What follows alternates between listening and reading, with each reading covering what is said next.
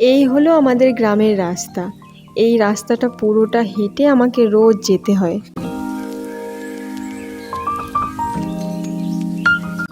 এই রাস্তাটুকু হেঁটে যেতে হবে, তারপরে টোটো ধরতে পারবো। আর এটা হলো আমাদের বাড়ির পাশে ছোট্ট একটা মন্দির, প্রত্যেক বছর এখানে পুজো হয়। হাঁটতে হাঁটতে চলে এসেছি বড় রাস্তায়, এবার টোটোর জন্য ওয়েট করছি। আজ বুধবার আর এখন বাজে 9:45। আমাদের বাড়িটা তো অনেকটা গ্রামের ভিতরে, সেজন্য সবসময় টোটো অ্যাভেলেবেল থাকে না। টোটোওয়ালাকে আগের থেকেই ফোন করতে হয়। ফোন করে দিয়েছি, টোটো আসলে তারপর যাব। টোটো না আসা পর্যন্ত দাঁড়িয়ে দাঁড়িয়ে চারিদিকে এদিক ওদিকটা একটু দেখছি। তো চলো, পৌঁছে গেছি কলেজে। তো আজ ফার্স্ট হাফে কোনো কাজ ছিল না, তাই ভাবলাম যে একটু পড়ে নিই। বাড়িতে তো পড়তে বসার টাইম পাই না, তাই ভাবি যে কলেজে যেইটুকু টাইম আমি ফাঁকা পাই ওইটুকু টাইম একটু ইউটিলাইজ করার চেষ্টা করি। সেকেন্ড হাফে ক্লাস রয়েছে, তাই ফার্স্ট হাফেই ভাবলাম একটু যে পড়ে নিই। কম্পিটিটিভ এক্সামে যেহেতু সব সাবজেক্টগুলোই পড়তে হয়, তো রোজ চেষ্টা করি একটু সব সাবজেক্টগুলোতেই চোখ বোলাতে।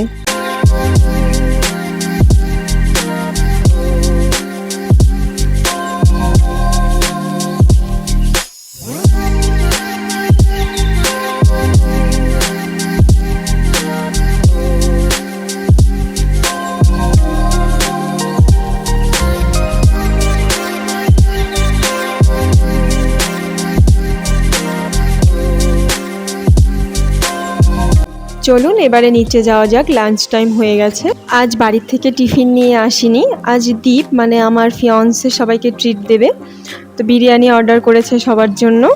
আমাদের নর্থ বেঙ্গলে তো সেরকম কলকাতার মতো অত একটা ভালো বিরিয়ানি পাওয়া যায় না, বাট আমাদের কলেজের পাশে একটা দোকান আছে, কলকাতা বিরিয়ানি বলেই নাম।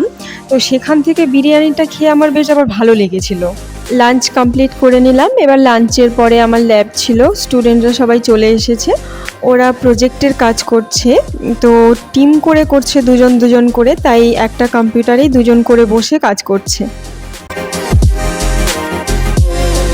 ক্লাস কমপ্লিট করে বসে আছি, তো দেখলাম দীপ আমার জন্য একটা কুলফি নিয়ে এসেছে। এই গরমের ওয়েদারে কুলফিটা খেয়ে পুরো প্রাণটা জুড়িয়ে গেল।